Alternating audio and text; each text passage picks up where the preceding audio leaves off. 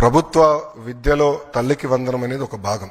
ఈ రోజు అన్ని పాఠశాలలు ప్రారంభించారు. మీరందరూ ఒక్కసారి ఫీల్డ్ లో చూస్తే 80% మంది పిల్లలకి ఈ రోజు డాక్టర్ సర్వేపల్లి రాధాకృష్ణన్ గారి స్కూల్ కిట్ అందిస్తాం జరిగింది. మొదటి రోజే పుస్తకాలు, యూనిఫామ్, బ్యాగ్స్, షూస్, సాక్స్ అన్ని మేము అందిస్తాం జరిగింది. గతంలో ఎప్పుడైతే జరగలేదు, మేము అందించాం.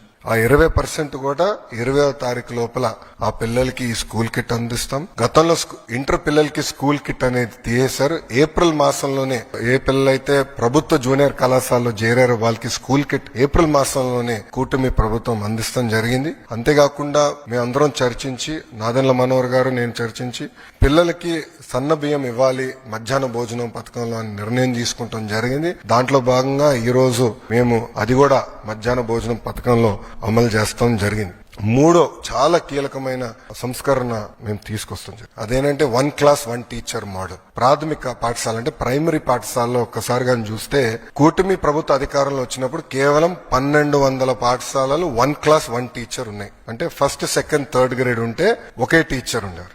సో ఒక రూమ్ లో ఒక్కొక్క మూలలో, ఇక్కడ 1వ తరగతి పిల్లలు కూర్చోబెట్టి, రామూలలో 2వ తరగతి పిల్లలు కూర్చోబెట్టి, ఇక్కడ 3rd క్లాస్ పిల్లలు కూర్చోబెట్టి ఒకే టీచర్ ముగ్గురికి పాఠాలు చెప్తారు. మళ్ళీ లెర్నింగ్ అవుట్కమ్స్ ఎలా వస్తాయి? అందుకే 1 క్లాస్ 1 టీచర్ మోడల్ మేము తీసుకొచ్చాం. ఈ రోజు నేను గర్వంగా చెప్పుకెళ్తున్నా, 9600 పాఠశాలలు 1 క్లాస్ 1 టీచర్ కూటమి ప్రభుత్వం తీసుకొచ్చింది. అంటే 8 టైమ్స్, సుమారుగా 7.5 టైమ్స్ మేము పెంచాం.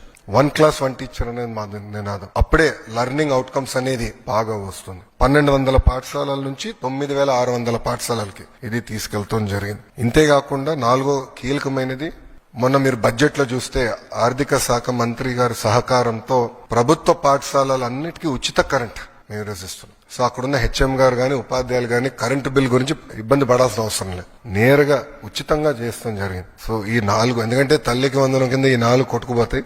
అట్లా కాకుండా చాలా కీలకమైన డబ్బులు ఇస్తామే కాదు, పిల్లల్ని బాగా చదివించాలన్న బాధ్యత మేము తీసుకున్నాం. మీరు చూస్తే అసెంబ్లీలో నేను గ్యారంటీడ్ ఎఫ్ఎల్ఎన్, భారతదేశంలో ఏ రాష్ట్రం అలాంటి నిర్ణయం తీసుకోవాలి, మేము తీసుకున్నాం. వి విల్ గ్యారంటీ ఎఫ్ఎల్ అనేది. అది చెప్తాం చాలా తేలికైంది. దానికి సంస్కరణలు తీసుకురావాలి, దానికి మొత్తం సిస్టమ్ సెట్ చేయాల్సిన అవసరం ఉంది. మీరు కూడా చూస్తే ఇప్పుడు టీచర్ ట్రాన్స్ఫర్స్ కూడా జరుగుతున్నాయి. నేను ఆన్లైన్ మెకానిజం పెట్టాలనుకున్నా, ఉపాధ్యాయులందరూ లేదు మాన్యువల్ పెడితే బాగుంటుందని కోరటం జరిగింది. నేను మా ఎమ్మెల్సీలు అందరితో చర్చించిన తర్వాత మాన్యువల్ మెకానిజం మేము రివర్ట్ అయ్యాం. దానివల్ల వాస్తవంగా ఆలస్యమైంది. ఏంటంటే నా లక్ష్యం ఏంటంటే పిల్లలు మొదటి రోజు స్కూల్కి వెళ్ళినప్పుడు ఆ సంవత్సరం ఉన్న టీచర్లు వాళ్ళు మొదటి రోజే వస్తారని లక్ష్యంగా పెట్టుకున్నాం. కానీ అది సాధించలేకపోయా. దానివల్ల నేను చాలా బాధపడుతున్నా. అధికారులందరూ అహర్నిశలు కష్టపడుతున్నారు. మండే కల్లా మొత్తం ఈ టీచర్ బదిలీలన్నీ కూడా పూర్తి చేసి ఈ మొత్తం వ్యవస్థ స్టెబిలైజ్ అవుతుంది. వచ్చే సంవత్సరంలో 10th క్లాస్ రిజల్ట్స్ కానివ్వండి, లేదంటే ఇంటర్ రిజల్ట్స్ కానివ్వండి, ఆల్రెడీ ఒక మార్క్ చేసాం.